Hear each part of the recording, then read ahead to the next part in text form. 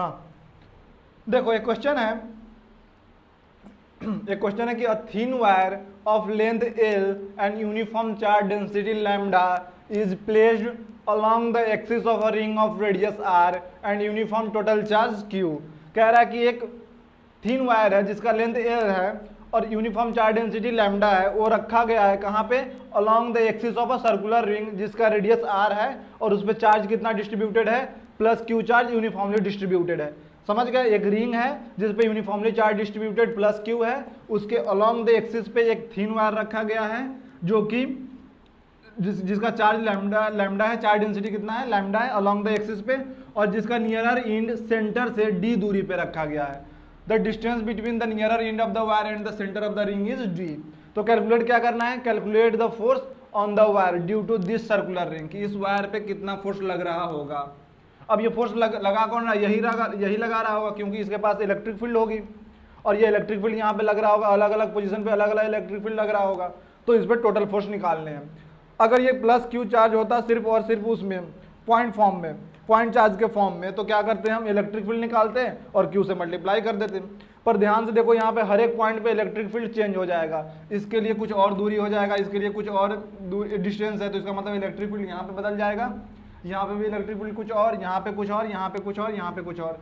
तो इसको कैसे करें, तो इसका मतलब अगर हम एक स्मॉल एलिमेंट पार्ट काट लें और उस पर फोर्स निकाले स्मॉल एफ डी एफ और उसको इंटीग्रेट कर दें यहाँ से यहाँ तक, तो हमारा काम बन जाएगा। तो आओ देखते हैं। सबसे पहले हमने स्मॉल एलिमेंट एक ले लिया, छोटा सा पार्ट dx ले लिए, इस l लेंथ में से dx एक एलिमेंट कट कर लिया, कितने दूरी पे, x दूरी पे from centre of the ring. तो इस स्मॉल पार्ट पे इलेक्ट्रिक फील्ड कितना लगेगा, Ex, जो कि हो जाएगा kq(x) upon x square plus are square के पावर 3/2। इतना इलेक्ट्रिक फील्ड लगेगा x दूरी पे, इस पॉइंट पे।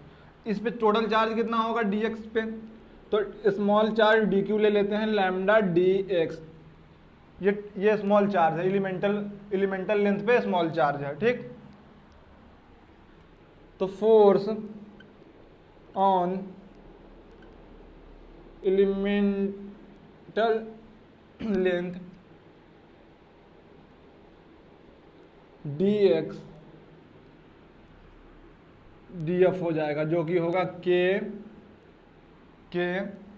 kqx upon x square plus are square के पावर 3/2, और कितना चार्ज है, dq चार्ज है, तो dq।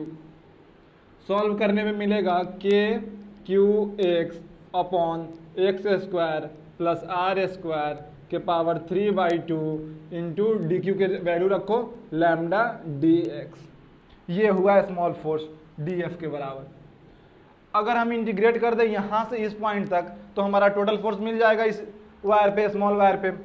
तो यहाँ से यहाँ तक लिमिट ले क्या, तो देखो ये दूरी नियरर एंड का दूरी d दे रखा है, तो अगर d से हम इसका d प्लस एल तक कर ले, ये d पॉइंट से d प्लस एल तक कर ले, तो हमारा काम बन जाएगा, ठीक। तो आओ इंटीग्रेट करते हैं। Integrating both side within proper limit, कितना हो जाएगा, integration of df equal to integration of kq lambda x dx upon x square plus are square के पावर 3/2, ये हो जाएगा, ठीक। तो df का इंटीग्रेशन नेट फोर्स f हो जाएगा, df का इंटीग्रेशन नेट फोर्स कितना हो जाएगा, f। इरेज करो बाकी,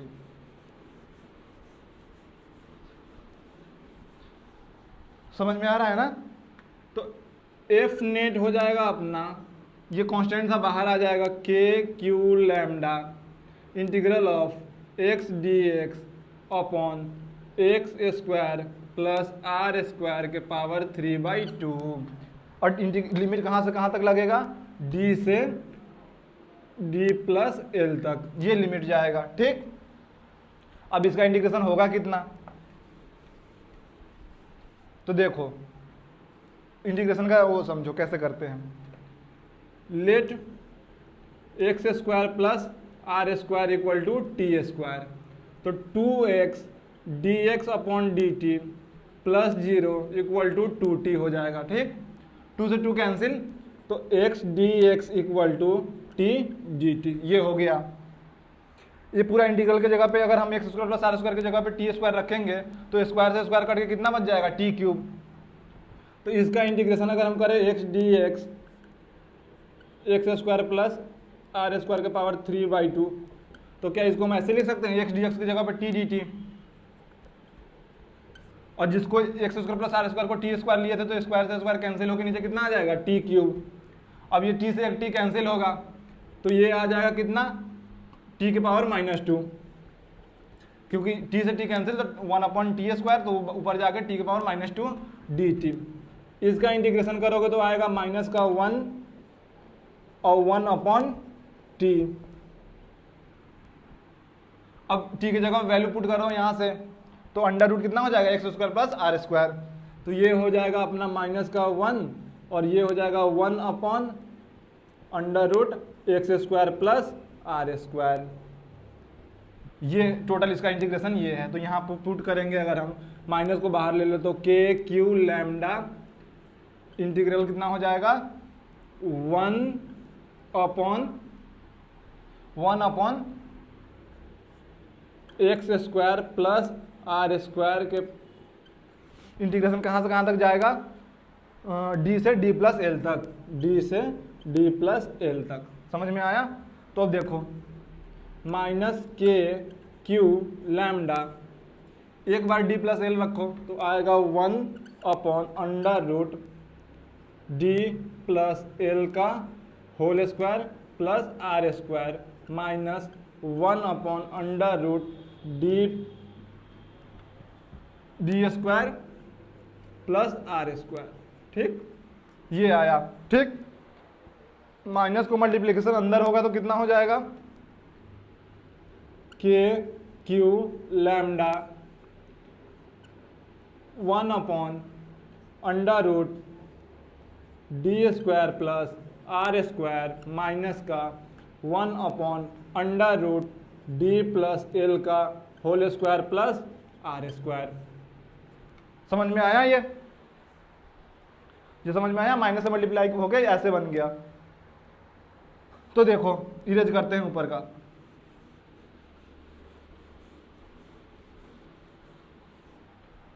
ठीक। तो सो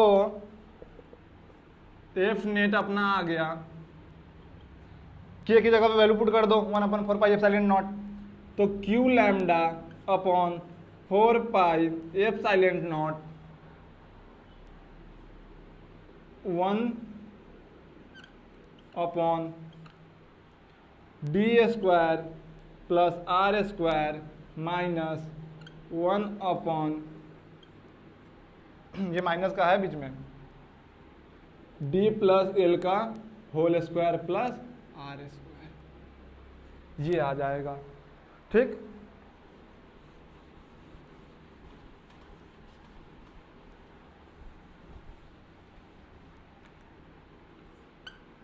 ये आया कि Q lambda 4 pi epsilon naught 1/d square plus are square minus 1/d plus L का whole square plus are square.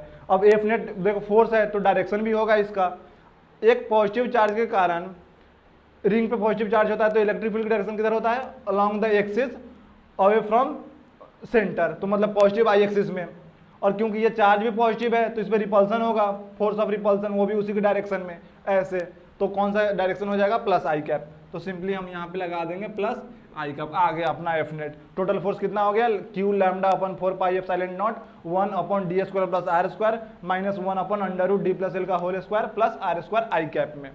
बस सॉल्व हो गया, यही अपना आंसर है। ऐसे ही अलग अलग कंपटीशन के और फिजिक्स से रिलेटेड क्वेश्चन के लिए आप हमको कमेंट कीजिए, हम सोल्यूशन अपलोड कर देंगे। मिनिमम 4 या 5 क्वेश्चन हो जाने के बाद में हम सोल्यूशन अपलोड कर देंगे।